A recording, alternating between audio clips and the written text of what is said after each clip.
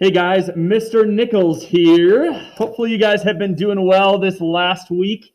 And I just want to say I really appreciate your guys' patience while I've been out taking care of my brand new baby girl. And I'm so excited to share some pictures with you guys when I come back. She is just super adorable. And I do recognize that this might have made a little bit of difficulty for some of you.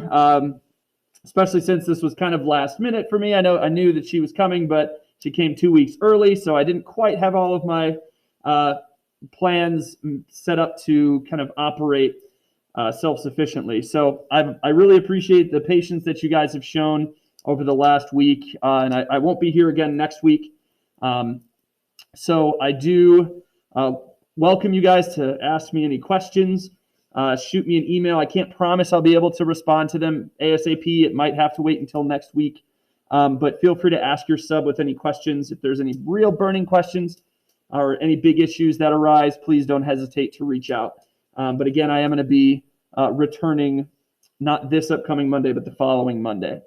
So hopefully you guys enjoyed the case of JonBenet Ramsey last week. It's a great example of how crime scene investigation can go in a lot of different directions, and why it's so important for us to follow our procedures and our practices that we've discussed this unit.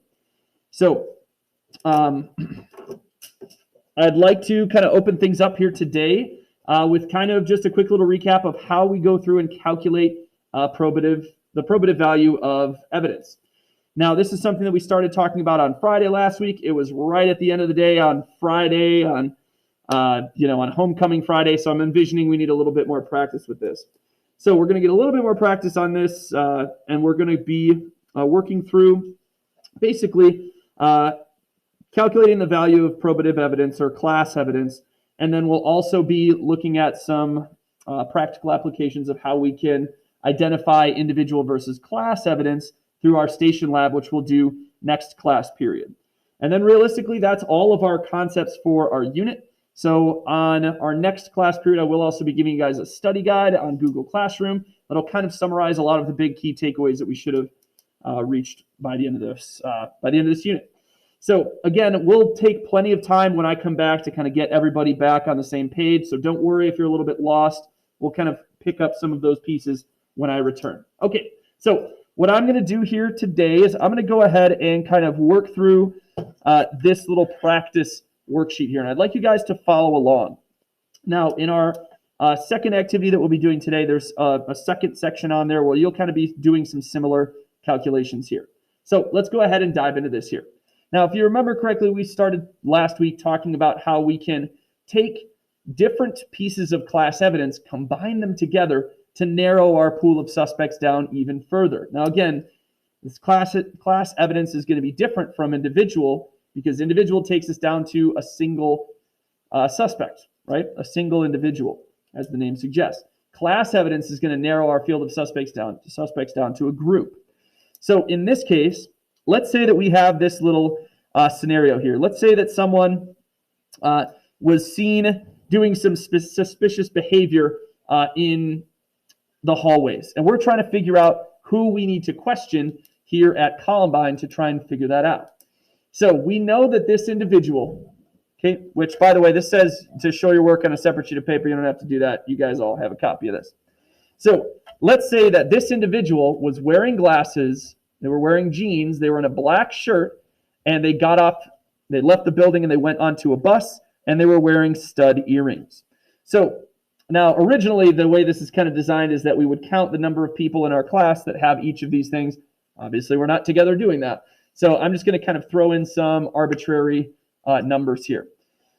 So if we think about this, okay, when we are calculating our total number of students in class, let's say that we have 30 students in all of our classes here.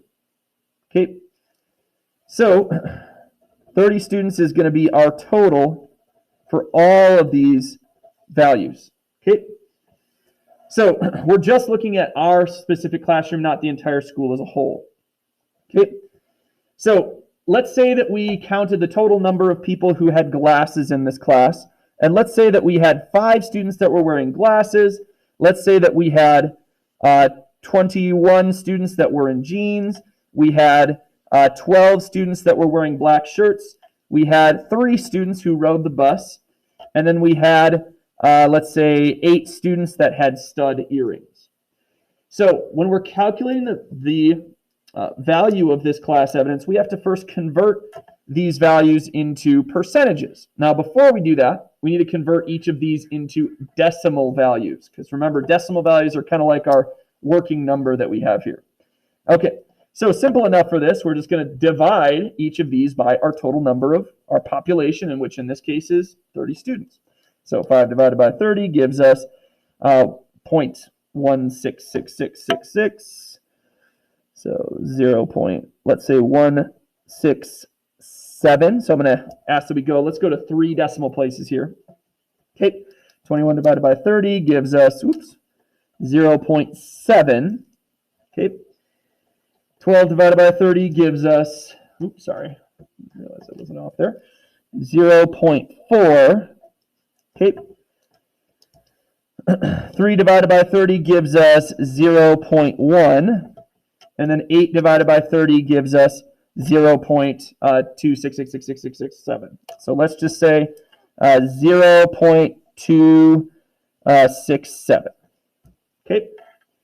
So now remember our second step from our notes from last week, which I'd recommend that you go back and check through those notes if you're struggling. So what we need to do next is we need to convert these all to a percentage. So if we look here, let's go ahead and combine all of these together. So we multiply them times 100 to convert them to a percentage. So 0.167 gives us 16.7%.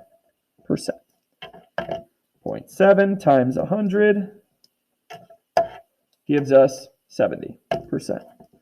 So on and so forth. I think we can probably piece this together. This one's going to be 40%, this one's 10%, and this one's 26.7%. Now, when we're trying to combine all of these values together, we're trying to figure out the total number of students that we can apply to all of this here. Okay? So let's say that now we've got these percentages for our overall class. Now let's apply this to the overall population of our entire school, because that's what we're trying to figure out. How many students in school do we need to question here? Okay, so if we wanted to calculate the number of students who were likely to wear glasses, so we're going to take our sample of our smaller population of our classroom and apply this percentage to the rest of the school. So we're not going to use the percentage value, or else you're going to get an astronomically huge number. Okay, you're going to use the decimal value. So we would do 0.167, multiply that times 1,700 students, okay, as our total size of our students at school. Okay, and that's going to give us 283.9. Now, is it possible to have 0.9 of a student? No. We're going to just round that up to 284. Again, we're using approximation here, so we just want a ballpark. So we can't have parts of a student. We're going to have 284 students. Remember, we do always want units there, so make sure you include what number or what we're talking about. In this case, we're talking about number of students. Okay, so now let's say that we wanted to figure out how likely it would be for someone to wear glasses and stud earrings. Okay, so in that case, we would take both the decimal value that we got for glasses and the decimal value that we got for stud earrings. So we've got 0.167 and then 0.267. Okay, didn't even plan that there. Look at that. So now we're going to multiply all of these values together, which I should say this is a little bit different from how we kind of talked about things last week. The only thing that we did that was different was we just multiplied these values together first, all of them together like we'll do in this next one, and then we multiplied it times the total number of our broader population. Okay.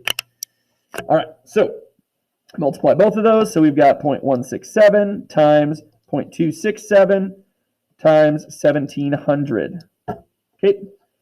So if we go through and calculate that, that gives us 75.8.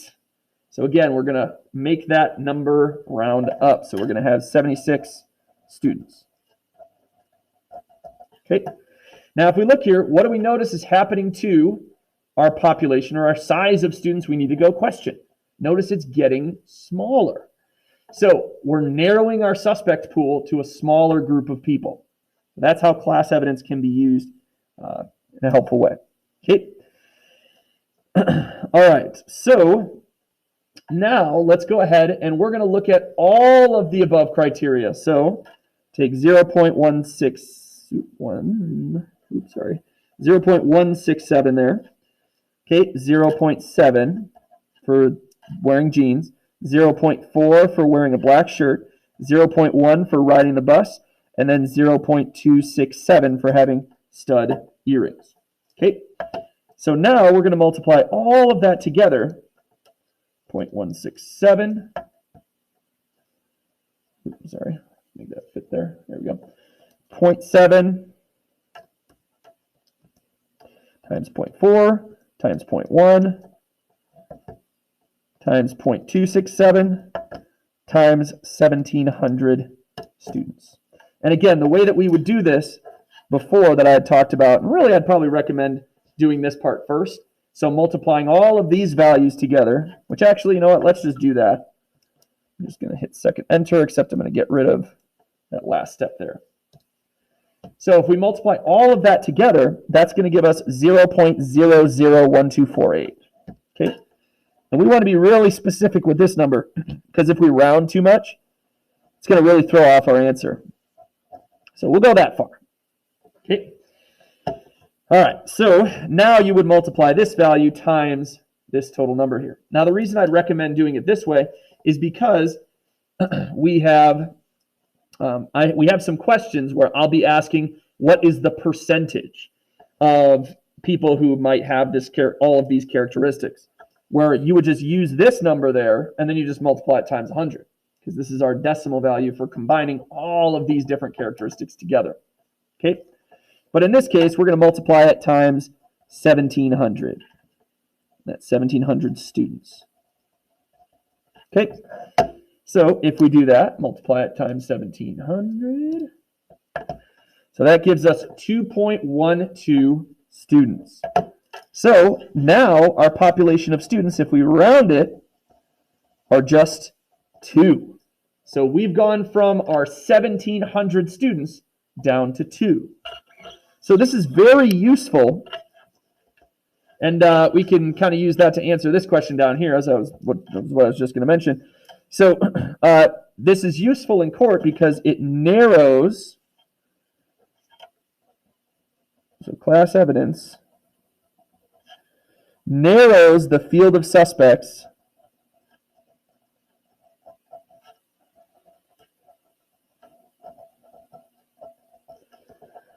down with each piece of added class evidence.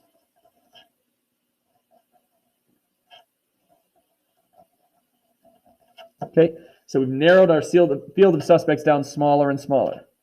Okay, all right, so, and this one is just kind of a little bonus, kind of extra. So now I'm going to ask you guys often to try and figure out two things. You'll need to basically be able to tell me what is the percentage of people who would have all of a set of characteristics, which in this case, again, you would just take that answer, so 0.001248, you just multiply it times 100.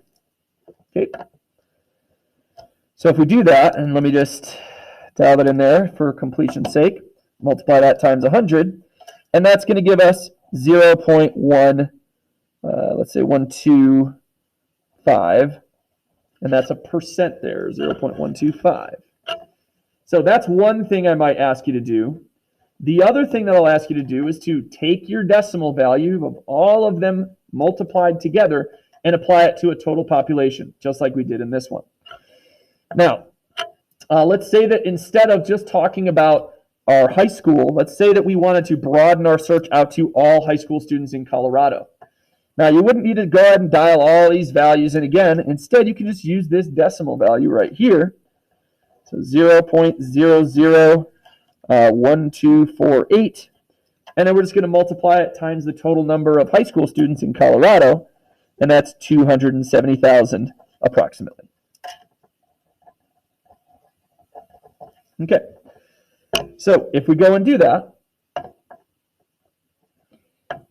so our previous answer times 270,000, that's going to give us 33,709 students. Oops, let me back that up. Sorry, that's because, and I made a mistake that is very common that I see from students that they do. So actually, I'd like you guys to take a look. What did you guys think that I did incorrectly here? So if you notice, this is a way bigger number than it should be, because if we're only talking about 0.125% of our overall population of 270,000, you think about it, 1% would be 27,000, right, of 270,000. So if this is almost 1/10 of that, that's not going to be more for our answer. So this should be a red flag that this is incorrect. So think about it. What did I do incorrectly here? So if we look, I used the percentage value and not the decimal value. Anytime you plug in your answer for the percentage, you're going to get a far larger answer than you should. So that should be a good little double check there for you. Okay. All right. So now let's go ahead and correctly plug this in. So I'm going to use my previous value from the previous question. There we go, our decimal value. Multiply it times 270,000. And that's going to give us 337, which that is a much more reasonable number. So 337 students. Okay, and again, we rounded that. So it's less than 0.5 is the next one. Then it's going to round down. Okay, all right. So I'm hoping that this gave you a little bit of an overview on how to calculate the value of class evidence. You will definitely need to be able to do this on our unit exam, which, to be honest, is probably going to be coming either 2 weeks from now or the following week after that. Ideally, I'd actually like to get it finished before we leave for fall break, but we'll kind of see how things are when we come back. So again, I really appreciate your guys' patience while I'm spending time with my newborn daughter. Again, I can't wait to show you guys pictures of her. She is super cute. But yeah, thank you guys so much, and I look forward to seeing you not this upcoming week, but next week. So thank you guys so much. Wish you the best, and we'll talk to you all soon. Take care, everybody.